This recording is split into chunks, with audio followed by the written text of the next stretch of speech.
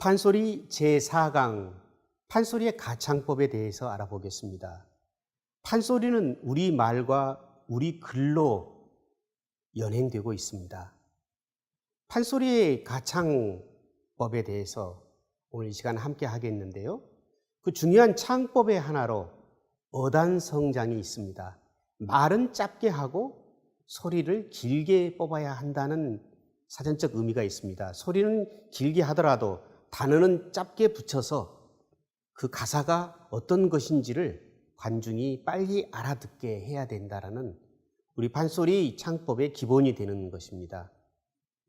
고조청탁이 있습니다.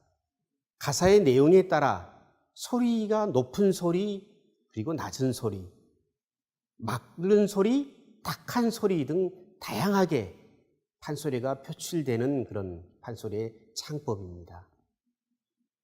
아설순치 후 한글을 창제한 세종임금은 소리를 성과 음이라고 나눴는데요. 목구멍에 떨림으로 나오는 소리를 성이라 하고 아설순치 후의 변화로 생기는 소리를 음이라고 했습니다. 자, 아음, 봄에 해당이 되고 오음으로 볼 때는 각이고 오행으로 볼 때는 목, 나무에 해당됩니다. 어금니 소리 기역은 혓부리가 목구멍을 닫는 모양을 번떠 만든 것으로 잎이 닫혔다가 열리면서 어금니 쪽에서 나는 소리가 바로 아음입니다. 설음, 니은은 여름에 해당되고 오음으로는 치, 그리고 오행으로는 화, 즉 불에 속합니다. 혀소리 니은은 혀가 윗 잇몸에 붙는 모양을 번떠서 만들어진 것이죠. 혀끝이 위로 붙었다가 떨어져서 나는 소리가 바로 설음입니다. 그리고 순음, 미음은 늦은 여름에 해당이 되고요. 궁이고 토, 즉 흙에 해당이 되는 소리입니다. 입술 소리 미음은 입 모양을 본뜬 것으로 양 입술이 붙었다가 떨어지면서 나는 소리이지요. 치음입니다. 가을을 상징하고 그리고 오음으로는 상, 오행으로는 금, 그러니까 쇠붙이 소리입니다. 이 소리 시옷은 이 모양을 본뜬 것으로 날숨이 이를 마찰하여 생기는 소리이지요. 치음이었습니다. 자, 후음은 이응이지요. 겨울에 해당이 되고 오음으로는 우, 그리고 오행으로는 수, 물에 해당이 됩니다. 목구멍 소리 이응은 목구멍 모양을 본뜬 것으로 목구멍에서 그대로 내뱉는 소리입니다. 판소리 할 때 발성기관의 기능을 잘 살려야 되기 때문에 오성을 분명히 해야 하고 모음 발음도 뚜렷이 해야 한다는 판소리의 창법입니다. 어금니 근처를 울려서 내는 아성은 아구성이라고 해서 판소리에 있어서 매우 중요한 그런 성음 중에 하나입니다. 선천적으로 음역이 폭넓지 못한 사람은 가는 소리인 세성이나 가성이지요. 깎아서 곱게 다듬는 깎는 목으로 소리를 내기도 합니다. 판소리에 있어서 중요한 것은 동양의 바로 오행 사상 철학, 모든 만물의 구성 원리의 그 원소가 되는 것이죠. 이와 같은 것이 바로 오음이라고 하는 궁상각지우라든지 또는 아설순치후 이와 같은 우리 동양의 그런 가치 철학이 우리 판소리의 발성과 아주 중요한 기본 역할을 하고 있는 것이죠. 판소리는 우리 말과 우리 글로 표기됐기 때문에 너무나도 당연한 것입니다. 판소리 음역에 있어서 알아보겠습니다. 판소리 음역은 굉장히 폭이 높습니다. 보통 중앙성, 평성으로 볼 때 위로 옥타브 높여서 상성, 중상성, 최상성, 그 다음에 아래로 옥타브로 내려오면서 하성, 중하성, 최하성, 그러니까 무려 7옥타브를 소요합니다. 서구 지역의 그 성악은 이제 남자도 세 성부로 나누고 여자도 세 성부로 나눠서 소리하는 벨칸토의 음악 영역으로 보면은 한 성부가 보통 3옥타브 정도 소화하면은 무리가 없습니다. 그런데 판소리는 무려 7옥타브를 소화해야 되기 때문에 특히 판소리가 전성기까지 남자의 전유의 장르라고 해서 볼 때 남자가 7성부를 소화한다. 이거는 가히 상상하기 어려운 것이죠. 그래서 특별한 음력을 가진 또 그렇게 음력을 확장한 사람만이 판소리 명창으로 성공할 수 있었습니다. 이와 같은 판소리의 목폭이 컸기 때문에 제대로 목성을 갖춘 명창이 나오기가 정성 나오기보다 어렵다고 하는 그런 말이 전할 것은 어찌 보면은 이와 같은 판소리에 있어서 풍부한 성량이 기본이 됐기 때문에 그러한 것이죠. 다음에 중요한 것은 목의 식임새입니다. 소리를 어떻게 다양하게 만들어서 판소리를 가창했을까요?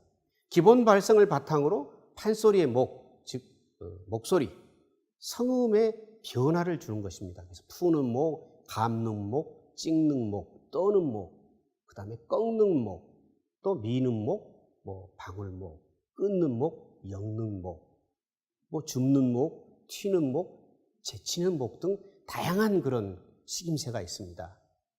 이와 같은 식임새를 융합해서 하는 꺾는 목이나 제친 목, 퍼버리는 목, 기지개 목, 소리개 목, 무지개 목 등 다양한 이와 같이 소리를 종합적으로 가꾸어서 내는 이런 소리를 이제 가구목질이라고도 이야기합니다.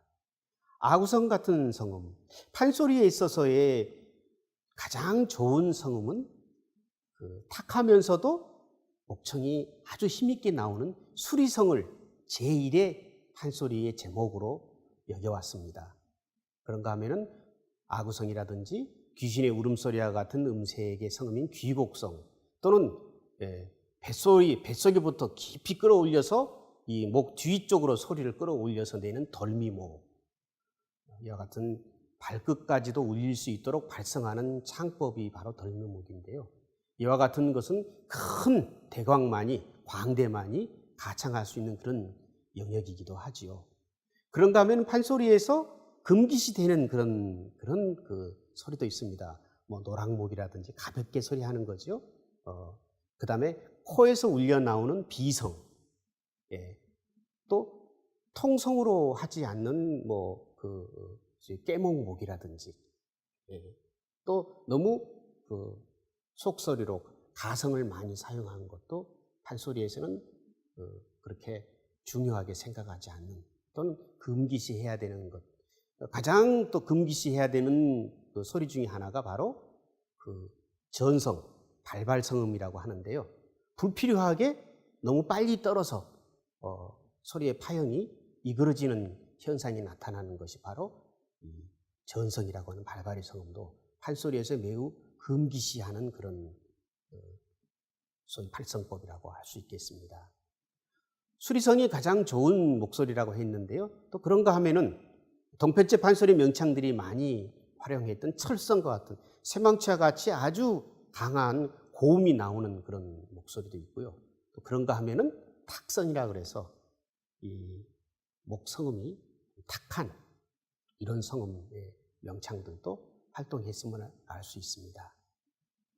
자, 판소리에서 금기시해야 될 성음, 노랑목, 그 다음에 이 통성으로 소리하지 않고 목에서만 울리는 건목 또는 제대로 수련이 되지 않아서 이 목이 제대로 나오지 않는 생목, 그런가 하면은 불필요하게 너무 떨어서 나오는 전성, 또 그리고 소리가 밖으로 나오지 않고 입안에서 도는 함성, 이런 발성법들은 판소리에서 금기시하는 그런 어떤 테크닉이라고 얘기할 수 있겠습니다. 여러 명창들의 창법과 이 소리 해석에 대해서 몇 가지 예가 있는데요.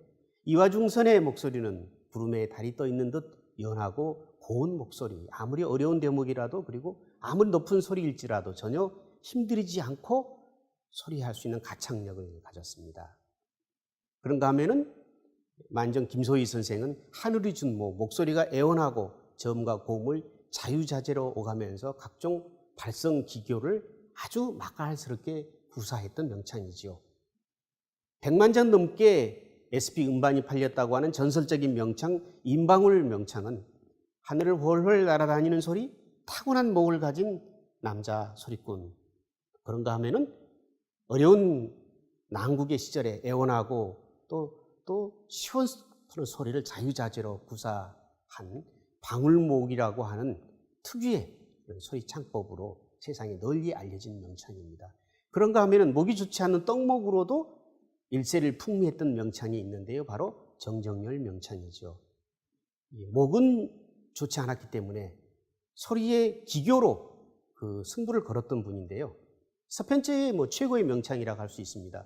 부침이라고 하는 장단에 붙여나가는 기교, 소리를 짜나가는 그런 나름대로의 음악적 그런 구성에 있어서 누구보다도 뛰어나고 많은 부분을 개척해낸 분이죠.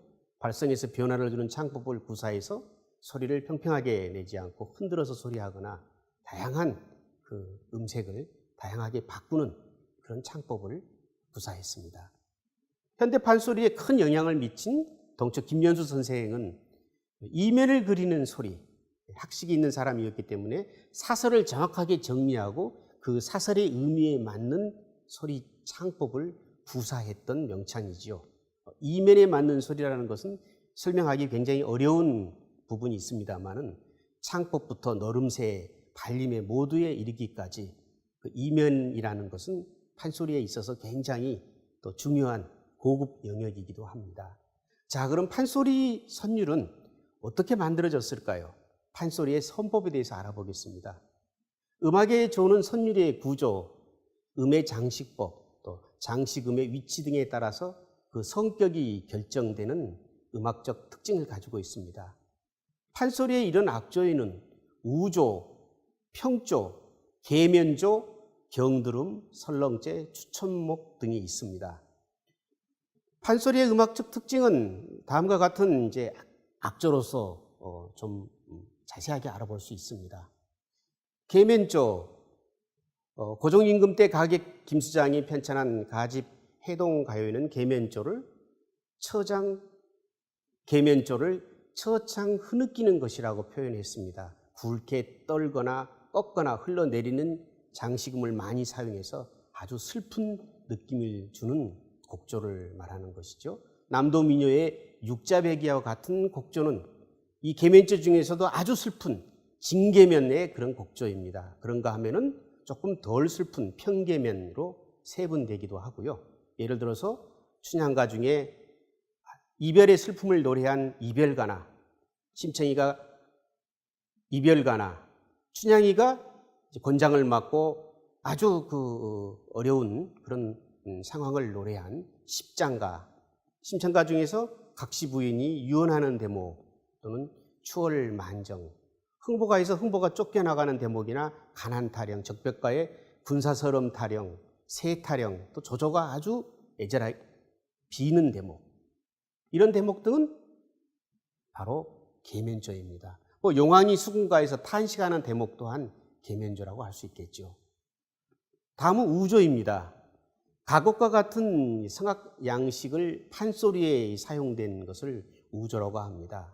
주로 양반과 같은 등장인물이 나올 때 이 우조의 이런 선율이 소리되어지지요.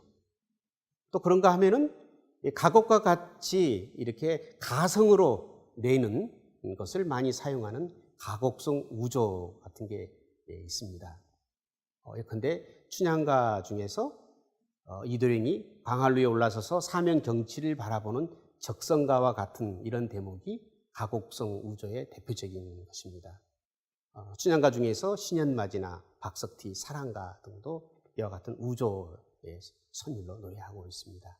심청가의 장승상 때 건너가는 대목이나 범피중류, 흥보가의 도승 집터 잡아주는 대목, 적벽가의 도원결의, 조조 군사 조련하는 대목, 이런 등등은 등장인물이 지배계층이라든지 그래서 호기롭게 아주 위엄있게 소리되어지는 그런 곡조를 우조라고 합니다. 다음은 평조입니다. 우조와 마찬가지로 평조 또한 가곡이나 시조의 그런 곡으로 판소리에 쓰이고 있습니다. 우조보다는 화창하고 평온한 그런 느낌을 주지요. 기쁘거나 흥겨운 장면에 평조의 선율이 사용됩니다. 춘향가의 이몽룡이 천자풀이, 심청가의 화초타령, 흥보가의 제비가 날아드는 대목, 수군가의 토끼가 세상에 다시 나오는 대목이라든지 적벽가의 장승타령 등도 평조의 선법으로 되어져 있습니다. 자, 다음은 경두름입니다. 일명 경조라고도 하죠. 이 경은 한양, 즉 경기 서울 지역의 이런 민요의 선법입니다. 경두름은 팔명창 중에 한 분인 경기도 출신의 염계다리, 경기 민요 가락을 본따서 만든 가락을 판소리에 삽입한 것이라고 하는데요. 송만감 명창이 크게 발전시켰다고 전해집니다. 서울 가락의 경쾌하고 또 왈자들의 행동 묘사하는 대목, 이런 대목 등이 또 그리고 서울에서 내려온 이몽룡과 같은 인물이 소리하는 대목 등은 바로 이 경제를 사용하고 있습니다. 춘향가의 이별가 중에서 이도령이 노래하는 오냐 춘향아 우지 마라, 이런 대목이라고 할까요? 이런 대목은 대표적인 경제로 소리되어지고 있습니다. 설렁제입니다. 양반 출신 광대인 권삼득이 만든 소리제로 알려져 있습니다. 또는 덜렁제라고도 하고요. 권마성제, 드렁제 또는 호걸조라고도 부릅니다. 높은 소리로 내질러서 호령하다가 차차 아래로 하강하는 그런 가락을 가지고 있는데요. 이런 권마성이라든지 이런 것은 예전에 직업적으로 가마를 이렇게 끄는 분들이라, 이런 분들이 하나의 노동요로도 전승되어진 바가 있는 것이죠. 경쾌하고 호탕한 느낌을 주는 것으로 경박한 인물들이 거드름을 피우거나 나가는 대목에 이와 같은 권마성제의 소리가 사용이 되는데요. 흥보가 중에서 제비몰로 나가는 대목 등이 바로 이런 대목입니다. 또는 굴로 사령이 나간다, 이런 춘향가의 대목도 이런 설렁제라고 얘기할 수 있겠습니다. 다음은 추천목에 대해서 알아보겠습니다. 반드름, 반경드름이라고도 하는데요. 염계달이 지은 것으로 경기 충청 지역의 향토적인 그런 그 음악 어법을 판소리에 차용한 것인데요. 춘향가 중에서 방자가 춘향이 그런 내력을 일러주는 대목 같은 것이 반경드름제의 소리라고 할 수 있겠습니다. 자, 다음에는 석화제입니다.